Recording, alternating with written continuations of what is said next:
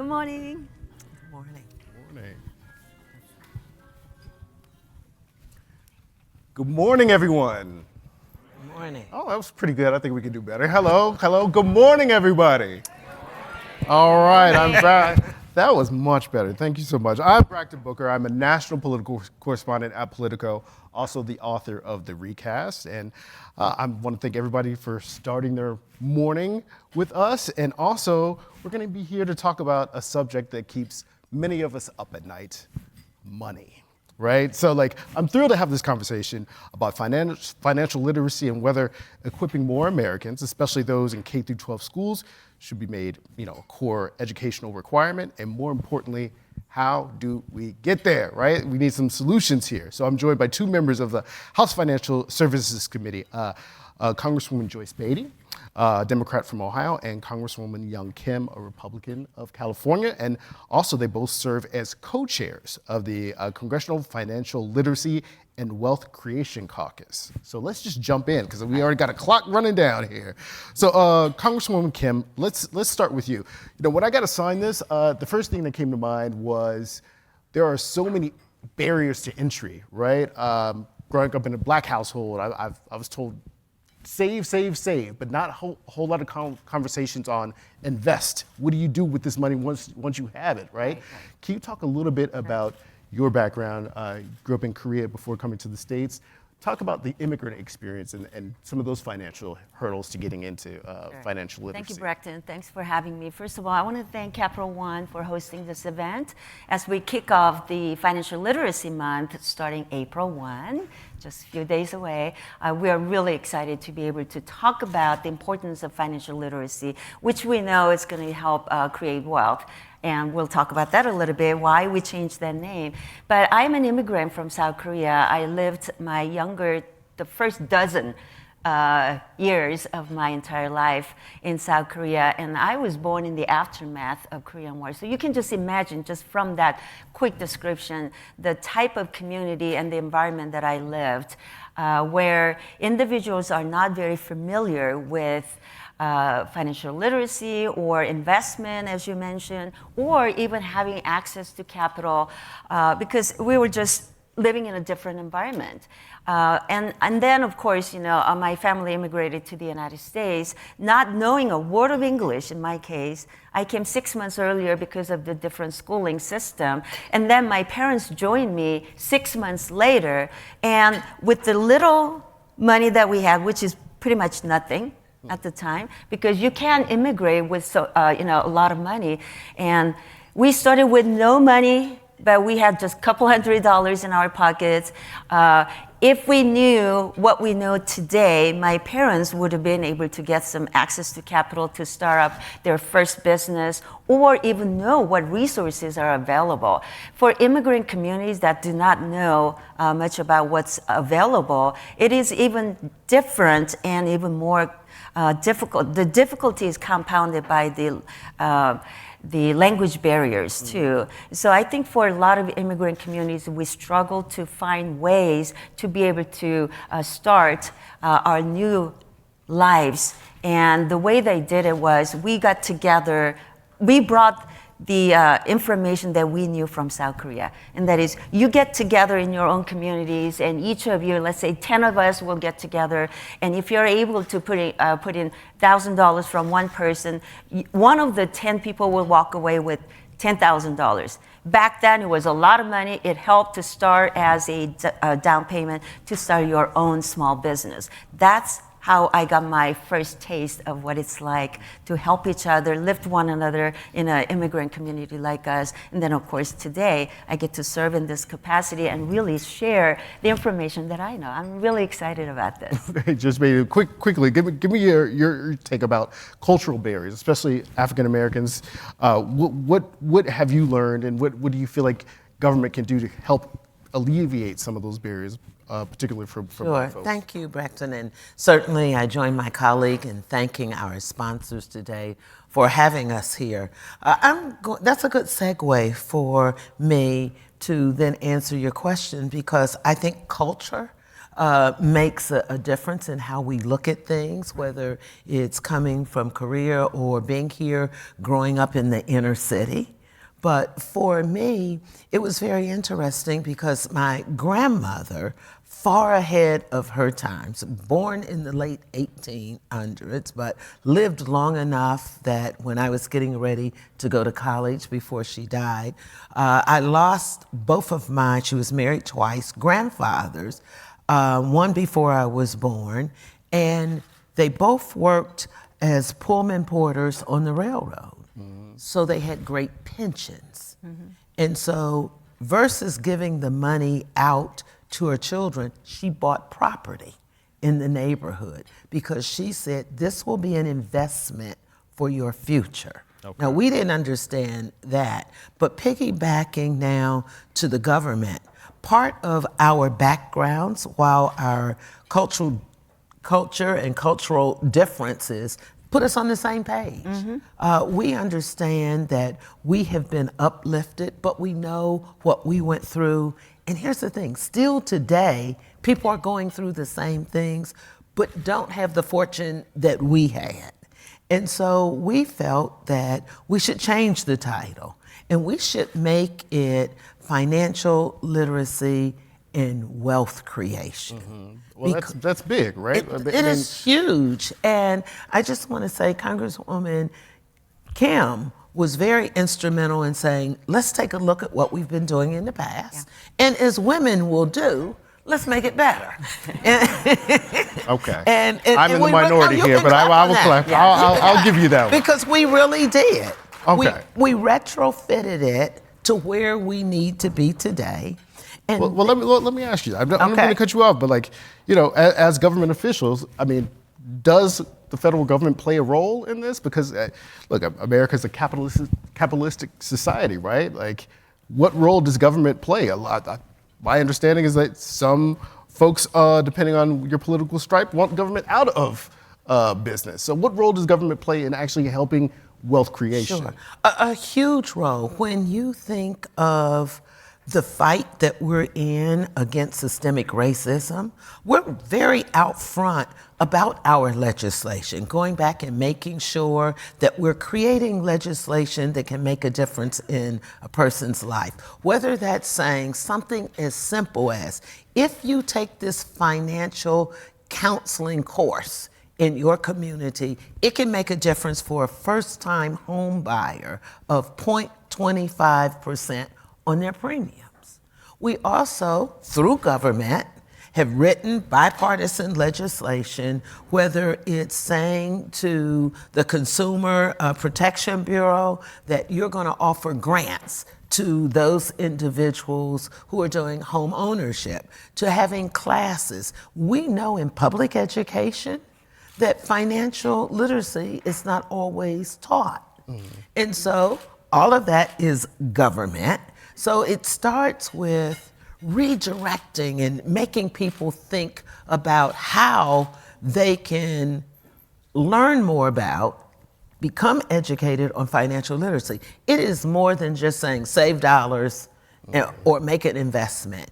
It's understanding if you go in to buy a car and someone says, we're gonna amortize, whoops, does everybody know what that means? Over a 5-year period. Somebody might think that's a good deal, but if you're buying a car that's only gonna last 18 months or so, the car is not gonna be working and you're still paying because amortization. Or understanding interest rates and what's a good interest rate. Some people will walk in and say, this is how much money I can pay a month. Well, maybe that amount you were saying you could have gotten it for less if you understood the dynamics of finance. And those are just some small examples. Well, Congresswoman Kim, it strikes me that, some folks, there's discussion, right, about whether or not this should be in K through 12 education, right? But as you well know, there are national fights about what is being taught in school, right? We were having conversations about history and debates on whether or not certain things can be taught as far as Black history. So do you feel like there is a way for the federal government to incentivize states to actually place these K through 12 financial studies in public education? Absolutely. Financial literacy, in the past, when I started working with local banks, it was more about giving them a little CD and then just a little template on, how to create your small budget. They were going after the school students to teach them how to write checkbooks. It's no longer that's the case, right? Who writes checkbooks these days, right?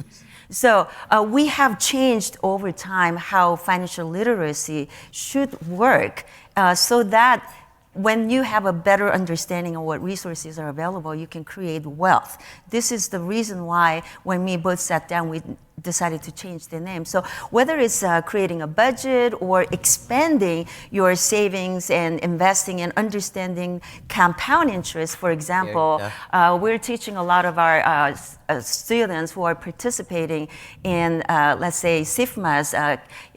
I work closely with them in encouraging our local high school students in Capitol Hill Challenge. And I visit a lot of high school students that are actually going through the Hill Challenge.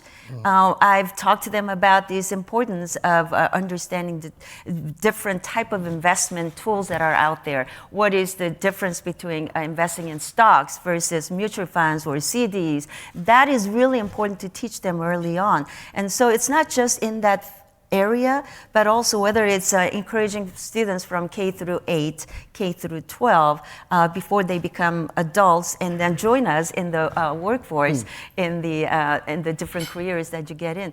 Teaching them about these are very, very important. So at the federal level, in a bipartisan way, what we did was also we recognized there are people without credit, you can't get capital to do anything, to purchase a home or, that you just mentioned. So what we did was we introduced and worked on Capital Access and Inclusion Act. That allows anyone that is paying on a regular basis without a beat your cell phone bills, rents, utility bills.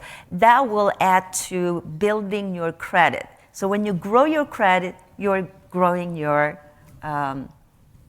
finance. Okay. So that's the kind of thing that we're currently working on. I just add quickly to that, to the public school. I spent 8 years working on a bill to make sure that we had financial literacy when I was at the State House in public schools. But you mentioned something that we're talking about, what people can read, banning books. We know that everything is not always fair and equal. And so when I look at this, it's very important because we know now that we have 32% of adults saying they could not afford a $400 emergency. We know a third of the individuals working have no retirement. So when we look at the statistics and the data, and oftentimes Black and brown people pay a higher interest. And a lot of that is because of the lack of education or how we grew up or when we grew up. Home ownership and owning property is a big part of leaving something to create wealth for your children. Yet, I grew up in an era that my parents actually could not buy a home in a certain neighborhood simply because of the color of our skin. My father had to save and save to have cash to have a white neighbor go in and look at the house and go to the bank because he was a Black man. And so that's another reason I fight hard to make sure that we can work together and that this is not because of your zip code, it is not because of where you live or who you are. Well, let me quickly, before we get to our final questions here, do you feel like if more Americans were, more financially literate, that Democrats and the president would have less of a hurdle of convincing the American public that the economy is performing well? Do you think that's an educational thing, or do you feel like that is strictly politics and there's no way for this party to get around that? I think it's an educational thing because we're inside baseball. We understand it. We understand that we went through a global pandemic and bam, everything skyrocketed. We looked at unemployment was high, but now we're finding out we have the lowest unemployment. We have more jobs than we've had ever. The inflation has come down. So it's a matter of educating people and telling the story. I compare that to exactly what my friend and colleague just said. We have to make sure that we educate people, that we tell them what we're doing. Thus, this show is amazing because someone will be listening and watching this and saying, I had no idea that this existed. I had no idea that two women are out here fighting to make that change, one a Republican, one a Democrat. Okay, well, in the time we have left, I just want you to be able to finish this sentence here. After the 2024 election concludes, the future of financial literacy in this country will be blank. Fill in that blank for me. Well, because of our work in a bipartisan way, again, it transcends any politics. Whoever is occupying the White House, regardless of the outcome, whoever is in control in the House of Representatives or in the Senate, one thing is very clear. We want Americans to be able to have the tools and the resources they need so that they can better prepare for future retirement, for better budgeting, understanding what resources are available to help them better guide their investment tool portfolio. So as you mentioned, regardless of your background or what zip code you live in, you should not be discriminated against any access to the capital just because you don't know what resources are available. So all Americans should be aware of finances so they can take better control of their future and live the American dream, like me, like Ms. Beatty, and everyone who is watching. Okay, Ms. Beatty, after the election happens, I mean, we know that a lot is not going to get done in an election year, but after the election happens, what does the future of financial literacy in this country look like? Well, because I believe I know how the election will end up. Was that right? Do tell, please. We will be in a good position to continue to do what we do. When we first started this caucus on financial literacy, one party was in the minority, then one party was in the majority, and it didn't make a difference. Our commitment to this is serious. It's personal for both of us. So I am going to say the caucus will grow.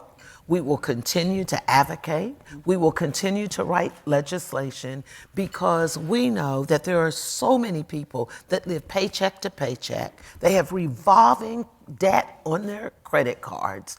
And so the election won't make a difference because people will still be thirsty to grow the economy, whether you're a Democrat or a Republican in leadership. We want to grow the economy. We want to make sure that people can go out and take care of their family because we have family values. And so I will say we will be in a stronger position because the election will be over.